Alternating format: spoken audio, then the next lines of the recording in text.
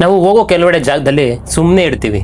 ಆ ಜಾಗಕ್ಕೆ ನಾವು ಆಗಾಗ ಹೋಗ್ತಾನೂ ಇರ್ತೀವಿ, ನ್ಯೂಸ್ನಲ್ಲಿ ಅದ್ರ ಬಗ್ಗೆ ಕೇಳಿರ್ತೀವಿ. ಆದರೆ ಫೇಮಸ್ ಜಾಗ ಅಂತ ನಮಗೆ ಗೊತ್ತಿರುತ್ತೆ. ಆದರೆ ಅಲ್ಲಿಗೆ ನಾವು ಹೋದಾಗ ಏನು ವಿಶೇಷ ಅಂತ ಹೇಳಿ ನಮಗೇನು ಅನಿಸೋದಿಲ್ಲ. ಆ ಜಾಗವನ್ನು ಎಕ್ಸ್ಪ್ಲೋರ್ ಮಾಡೋದಲ್ಲೇ ಬ್ಯುಸಿಯಾಗಿ ಹೋಗಿರ್ತೀವಿ. ಅಲ್ಲಿ ಇನ್ನೇನಿರಬಹುದು ಅನ್ನೋ ಯೋಚನೆ ಕೂಡ ಮಾಡೋದಿಲ್ಲ. ಆದರೆ ಆ ಜಾಗದ ಬಗ್ಗೆ ಒಮ್ಮೆ ಇಂಟರ್ನೆಟ್ಟಲ್ಲಿ ಓದಿರ್ತೀವಿ, ಈ ಜಾಗ ಹಾಂಟೆಡ್ ಅಂತೆ. ಆಗ ಒಂದ್ಸರಿ ಯೋಚನೆ ಮಾಡಿ, ನೀವು ಅಲ್ಲಿ ಹೋಗಿ ಹೇಗೋ ಓಡಾಡ್ತಾ ಇರ್ತೀರಾ, ಆದರೆ ನಿಮ್ಮ ಮರಣ ಅಂಚಿನಲ್ಲಿದೆ ಅಂತ ಗೊತ್ತಾದಾಗ, ನಿಮ್ಮ ಸುತ್ತಮುತ್ತ ಪ್ರೇತಗಳು ತಿರುಗಾಡ್ತಿದ್ದೇವೆ ಅಂತ ಗೊತ್ತಾದಾಗ, ಮತ್ತು ನೀವು ಅವುಗಳ ಮಧ್ಯನೇ ಇದ್ದೀರಾ ಅಂತ ಹೇಳಿ ನಿಮಗೆ ಗೊತ್ತಾದಾಗ ನೀವೇನ್ ಮಾಡ್ತೀರಾ? ಆಗ ಸ್ನೇಹಿತರೆ, ಇಂಥದೇ ಒಂದು ಜಾಗ ದೆಹಲಿಯಲ್ಲಿದೆ. ಪ್ರತಿಯೊಬ್ಬ ದೆಹಲಿಯ ಜನರು ಕೂಡ ಹೋಗ್ತಾರೆ, ಹಾಗೆ ಭಾರತದೆಲ್ಲೆಡೆ ಜನರು ಕೂಡ ಅಲ್ಲಿಗೆ ಹೋಗ್ತಾರೆ. ಆ ಜಾಗದ ಹೆಸರು ಕಿಲ್ಲಾಲ್, ಅಂದರೆ ರೆಡ್ ಫೋರ್ಟ್. ಈ ಜಾಗದ ಬಗ್ಗೆ ನಾವು ಚಿಕ್ಕವರಿಂದನೂ ಕೂಡ ತಿಳ್ಕೊಂಡಿರ್ತೀವಿ. ಆದ್ರೆ ಎಲ್ಲರಿಗೂ ಕೂಡ ಈ ಜಾಗದ ಬಗ್ಗೆ ಸ್ವಲ್ಪ ಇತಿಹಾಸ ಗೊತ್ತಿರುತ್ತೆ. ಯಾರಿಗೂ ಕೂಡ ಸಂಪೂರ್ಣವಾಗಿ ಗೊತ್ತಿರೋದೇ ಇಲ್ಲ. ಈ ವಿಡಿಯೋ ಫುಲ್ ನೀವು ನೋಡಿದ್ಮೇಲೆ ನಿಮ್ ದೃಷ್ಟಿಕೋನನೇ ಸಂಪೂರ್ಣವಾಗಿ ಚೇಂಜ್ ಆಗುತ್ತೆ. ಜನ ಅಲ್ಲಿಗೆ ನೆನಪುಗಳಿಗಾಗಿ ಹೋಗ್ತಾರೆ, ಫೋಟೋ ಕೂಡ ತೆಗೆಸ್ಕೊಂತಾರೆ. ಆದರೆ ಇವತ್ತಿನ ನಂತರ ನೀವು ಆ ರೆಡ್ ಫೋರ್ಟ್ ಅನ್ನು ಬೇರೆ ದೃಷ್ಟಿಯಿಂದನೇ ನೋಡ್ತೀರಾ. ಆದರೆ ಈ ಕತೆ ಶುರು ಮಾಡೋದಕ್ಕಿಂತ ಮೊದಲು ಇದೇ ರೀತಿಯ ಆರ್ ಮಿಸ್ಟೀರಿಯಸ್ ಅಂಡ್ ಹಿಸ್ಟೋರಿಕಲ್ ವಿಡಿಯೋಗಳು ನಿಮ್ಗೆ ಏನಾದರೂ ಬೇಕಾಗಿದ್ರೆ ದಯವಿಟ್ಟು ಈ ಚಾನಲ್ನ ಸಬ್ಸ್ಕ್ರೈಬ್ ಮಾಡ್ಕೊಳ್ಳಿ. ಕತೆ ಇವಾಗ ಶುರುವಾಗಲಿದೆ. ಕೆಲವು ವರ್ಷಗಳ ಹಿಂದೆ ದೆಹಲಿಯಲ್ಲಿ ಮುಸ್ಕಾನ್ ಅಂತ ಒಬ್ರು ಟೀಚರ್ ಇದ್ರು.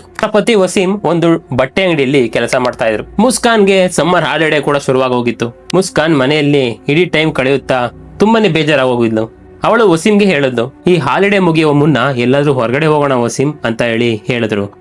ಆಗ ವಸೀಂ ಕೂಡ ಒಪ್ಪಿಕೊಂಡ್ರು, ಹೌದು ಹೋಗೋಣ, ನನಗೂ ಕೂಡ ಶಾಪ್ ನಲ್ಲಿ ಕೆಲಸ ಮಾಡಿ ತುಂಬಾನೇ ಬೇಜಾರಾಗೋಗಿದೆ.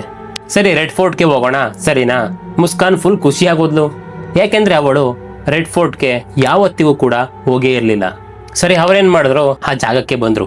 ಇಬ್ಬರು ರೆಡ್ ಫೋರ್ಟ್ ಬಾಗಿಲಿನ ಹತ್ತಿರನೇ ತಲುಪಿದ್ರು. ಸಮ್ಮರ್ ವೆಕೇಶನ್ ಇಂದ ತುಂಬಾ ಕ್ರೌಡ್ ಇತ್ತು, ಕಾಲು ಇಡೋಕೆ ಜಾಗ ಇರಲಿಲ್ಲ. ಆದರೆ ಇಬ್ಬರು ತುಂಬಾನೇ ಹ್ಯಾಪಿ ಎಂಜಾಯ್ ಮಾಡ್ತಾ ಒಳಗೆ ಹೋದ್ರು.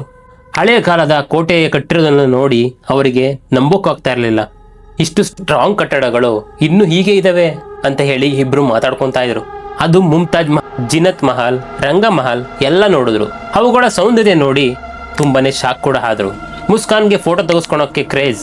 ಆದ್ರೆ ಆ ದಿನ ಅವಳ ಫೋನ್ ಬ್ಯಾಟ್ರಿ ಕೂಡ ಡೌನ್ ಆಗೋಗಿತ್ತು. ಹಾಗಾಗಿ ವಸೀಂ ಫೋನ್ ನಿಂದ ಫೋಟೋಸ್ ಕೂಡ ಕ್ಲಿಕ್ ಮಾಡ್ಕೊತಾ ಇದ್ರು. ಅಯ್ಯೋ ಸಾಕು ಬಿಡು, ಇವಾಗ ಬ್ಯಾಟ್ರಿ ಕೂಡ ಉಳಿದಿಲ್ಲ, ಅದು ಕೂಡ ಕಮ್ಮಿ ಆಗ್ತಾ ಇದೆ. ಆಗ ಮುಸ್ಕಾನ್ ನಕ್ಬಿಟ್ಟು ಹೇಳಿದ್ಲು, ನನ್ನ ಜೊತೆ ಬಂದ್ರೆ ಇದನ್ನು ಎದುರಿಸಲೇಬೇಕು. ಇಬ್ಬರು ಖುಷಿಯಿಂದ ಕಳೀತಾ ಇದ್ರು. ಸಂಜೆ ಕೂಡ ಆಯ್ತು, ಸೂರ್ಯ ಕೂಡ ಮುಳುಗ್ತಾ ಇದ್ದ. ಹೊರಗೆ ಹೋಗೋ ಸಮಯ ಕೂಡ ಆಗೋಯ್ತು. ಮುಸ್ಕಾನ್ ಹೇಳಿದ್ಲು, ನಾನು ಸ್ವಲ್ಪ ವಾಶ್ರೂಮ್ ಹೋಗಿ ಬರ್ತೀನಿ, ನೀನು ಇಲ್ಲೇ ವೇಟ್ ಮಾಡ್ತಾ ಇರು ಅಂತೇಳಿ ವಸೀಂಗೆ ಹೇಳಿ ಅವಳು ವಾಶ್ರೂಮ್ಗೆ ಹೋದ್ಲು. ಆದರೆ ಅವಳು ಬಹಳ ಹೊತ್ತು ಹೊರಗೆ ಬರಲೇ ಇಲ್ಲ. ಅಷ್ಟರಲ್ಲಿ ವಸೀಂಗೊಂದು ಕಾಲ್ ಬಂತು. ಅವನ ಫೋನಲ್ಲಿ ಮಾತನಾಡ್ತಾ ಒಳಗಡೆ ಹೋಗ್ಬಿಟ್ಟ. ಕ್ರೌಡ್ನಲ್ಲಿ ನಾನು ಯಾವ ಕಡೆ ಹೋಗ್ತಾ ಇದ್ದೀನಿ ಅನ್ನೋದು ಅವನಿಗೆ ಅರಿವೇ ಇರಲಿಲ್ಲ. ಮುಸ್ಕಾನ್ ವಾಶ್ರೂಮಿಂದ ಹೊರಗೆ ಬಂದು, ಆದರೆ ವಸೀಂ ಎಲ್ಲೂ ಕಾಣಿಸ್ತಾ ಇಲ್ಲ. ಅವಳು ಕ್ರೌಡ್ ಜೊತೆ ಹೊರಗೆ ಬಂದ್ಬಿಟ್ಲು. ಆ ಸಮಯ ಗೇಟ್ ಕ್ಲೋಸ್ ಮಾಡುವ ಸಮಯ. ಆ ಸಮಯದಲ್ಲಿ ಗೇಟ್ ಕೂಡ ಕ್ಲೋಸ್ ಮಾಡಿಬಿಟ್ರು. ಆದರೆ ವಸೀಂ ಒಳಗೆ ಉಳಿದಿದ್ದ. ಈಗ ಅವಳ ಫೋನ್ ಕೂಡ ಆಫ್ ಆಗಿ ಹೋಗಿತ್ತು. ಅಂಧಕಾರ, ಖಾಲಿ ಕೋಟೆ.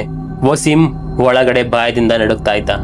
ಮನೆಗೆ ಹೋದ್ರೂ ಮುಸ್ಕಾನ್ಗೆ ತುಂಬಾನೇ ಕಷ್ಟ ಆಗುತ್ತೆ. ಹೊರಗೆ ಹೋಗೋದಕ್ಕೆ ದಾರಿ ವಸೀಂ ಹುಡುಕ್ಲೇ ಇಲ್ಲ.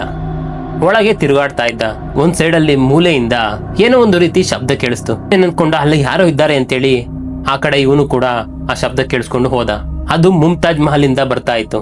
ಹಾಗೆ ಆ ಕರ್ಟನ್ ಹತ್ರ ಬಂದು ನಿಂತ್ಕೊಂಡು ಕೇಳಿಸ್ಕೊಂತಾ ಇದ್ರು, ಹಾಡ್ತಾ ಇದ್ರು, ನೃತ್ಯ ಕೂಡ ಮಾಡ್ತಾ ಇದ್ರು. ಈ ಎಲ್ಲ ಶಬ್ದ ಕೇಳಿಸ್ಕೊಂಡು ಅವನಿಗೆ ತುಂಬಾನೇ ಶಾಕ್ ಕೂಡ ಆಗೋಯ್ತು. ಅದು ಈ ಸಮಯದಲ್ಲಿ ಇಷ್ಟು ಜನ ಹೇಗೆ ಸಾಧ್ಯ ಅಂತೇಳಿ ಮನಸ್ಸಿನಲ್ಲಿ ಅನ್ಕೊಂತಾ ಇದ್ದ. ಅವನು ತುಂಬಾನೇ ಬೆಚ್ಚಬಿದ್ದ. ಅಲ್ಲಿ ಹಳೆಯ ವಯಸ್ಸಿನ ಮಹಿಳೆಯರು ನಾಚ್ಕೋತಾ ನಗುತ್ತಾ ಡ್ಯಾನ್ಸ್ ಮಾಡ್ತಾ ಇದ್ರು. ಆದರೆ ಅಲ್ಲಿರುವ ಯಾರಿಗೂ ಕೂಡ ಕಣ್ಣೇ ಇರಲಿಲ್ಲ. ಅವರು ಇವನ್ ಕಡೆ ಬರೋದಕ್ಕೆ ಶುರು ಮಾಡಿದ್ರು. ವಸೀಂ ಹೆದರಿ ಅಲ್ಲಿಂದ ಓಡಿದ. ಮತ್ತೆ ಯಾರೋ ಡ್ಯಾನ್ಸ್ ಮಾಡ್ತಾ ಇರುವ ಗೆಜ್ಜೆ ಶಬ್ದ ಕೂಡ ಕೇಳಿಸ್ತು. ಅವನು ತುಂಬಾ ಭಯದಿಂದ ಅವನು ಯಾವ ಡೋರಿಂದ ಹೊರಗೆ ಹೋಗ್ಬೇಕು ಅಂತೇಳಿ ಹುಡುಕ್ತಾ ಓಡಾಡ್ತಾ ಇದ್ದ. ಅವನು ಹಾಗೆ ನಡ್ಕೊಂಡು ಹೋಗ್ತಾ ಇರುವಾಗ ಯಾರೋ ಒಬ್ಬ ಮನುಷ್ಯ ತುಂಬಾನೇ ನೋವಿನಿಂದ ಜೋರಾಗಿ ಕಿರ್ಚಾಡ್ತಾ ಇದ್ದ. ಶಬ್ದ ಇವನಿಗೆ ಕೇಳಿಸಿತು. ಹತ್ತಿರ ಬಂದು ನೋಡಿದ, ಅಲ್ಲಿ ಒಬ್ಬ ಗಾಯಗೊಂಡ ಮನುಷ್ಯ ನೆಲದಲ್ಲಿ ಬಿದ್ದಿದ್ದ. ಅವರಿಗೆ ಜಾಸ್ತಿ ರಕ್ತ ಬರ್ತಾ ಇತ್ತು. ವಸೀಂ ಕೇಳಿದ, ಏನಾಯ್ತು ನಿಮ್ಗೆ ಅಂತ ಹೇಳಿ. ಆತ ಹೇಳಿದ, ಪ್ಲೀಸ್ ನನ್ನನ್ನು ಇಲ್ಲಿಂದ ಕರೆದುಕೊಂಡು ಹೊರಗೆ ಹೋಗಿ, ಇಲ್ಲವಾದರೆ ಅವನು ನನ್ನನ್ನು ಮತ್ತೆ ಮತ್ತೆ ಬಂದು ಕೊಲ್ತಾ ಇರ್ತಾನೆ. ಆಗ ವಸೀಂ ಕೇಳಿದ, ಯಾರು ಅವರು? ಆತ ಹೇಳಿದ, ಅಂಗ್ರೇಜ್ ಸೈನಿಕರು. ಹಲವು ವರ್ಷಗಳ ಹಿಂದೆ ನನ್ನನ್ನು ಇಲ್ಲಿ ಕೊಂದು ಹಾಕ್ಬಿಟ್ಟಿದ್ದಾರೆ. ಪ್ರತಿ ರಾತ್ರಿ ಅವರು ಬಂದು ನನ್ನ ಆತ್ಮಕ್ಕೆ ಹಿಂಸೆ ಕೂಡ ಕೊಡ್ತಾ ಇರ್ತಾರೆ. ಅಷ್ಟೇ ಹೇಳಿ ಆ ಆತ್ಮ ಕಿರುಚಿ ಅಲ್ಲಿಂದ ಮಾಯ ಕೂಡ ಆಗೋಯ್ತು. ವಸೀಂ ಶಾಕ್ ನಲ್ಲಿ ಕುಳಿತುಕೊಂಡಿದ್ದ. ಆಗ ಹಿಂದೆಯಿಂದ ಯಾರೋ ಬಂದು ಕೈ ಹಾಕಿದ್ರು. ಅವನು ಸಡನ್ ಆಗಿ ತಿರುಗಿ ನೋಡಿದ್ರೆ ಅದು ಮುಸ್ಕಾನ್ ಆ ಕೇರ್ ಟೇಕರ್ ಜೊತೆ ಒಳಗೆ ಬಂದಿದ್ಲು. ಅವಳು ಕಣ್ಣೀರಿನಿಂದ ಕೇಳಿದ್ಲು, ನೀನು ಒಳಗೆ ಹೇಗೆ ಬಂದೆ? ಆಗ ವಸೀಂ ಅಲ್ಲಿ ನಡೆದಿದ್ದು ಪ್ರತಿಯೊಂದು ಡೀಟೇಲ್ ಆಗಿ ಕೇರ್ ಟೇಕರ್ ಮತ್ತು ಮುಸ್ಕಾನ್ಗೆ ಹೇಳಿದ.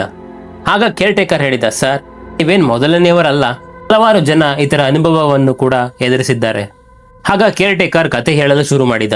ಹಲವಾರು ವರ್ಷಗಳ ಹಿಂದೆ ಅಜ್ಗರ್ ಅಲಿ ಖಾನ್ ಅನ್ನುವ ಒಬ್ಬ ಕೇರ್ ಟೇಕರ್ ಕೂಡ ಇದ್ದ. ಅವನು ಹೇಳ್ತಾ ಇದ್ದ, ಪ್ರತಿ ಗುರುವಾರ ಸಂಜೆ ಕೋಟೆ ಖಾಲಿಯಾದಾಗ ರಾಜ ಮತ್ತು ರಾಣಿಯರ ಆತ್ಮಗಳು ತಿರುಗಾಡ್ತವೆ ಅಂತ, ಹಾಗೆ ಅವರ ಗೆಜ್ಜೆಗಳ ಶಬ್ದ ಕೂಡ ಕೇಳಿಸುತ್ತೆ ಅಂತ. ಕೆಲವರು ನಾಚ್ಕೋತಾರೆ, ಕೆಲವರು ಅಳ್ತಾರೆ, ಕೆಲವರು ಜೋರಾಗಿ ನಗ್ತಾ ಇರ್ತಾರೆ. ಈ ಸುದ್ದಿ ಎಲ್ಲೆಡೆ ಹಬ್ಬಿ ಒಬ್ಬ ಫೋಟೋಗ್ರಾಫರ್ ರಾತ್ರಿ ಇನ್ವೆಸ್ಟಿಗೇಷನ್ ಮಾಡಲು ಬಂದ. ಅವನು ತೆಗೆದ ಫೋಟೋದಲ್ಲಿ ವಿಚಿತ್ರ ಆಕಾರಗಳು ಕಂಡು ಬಂದವು.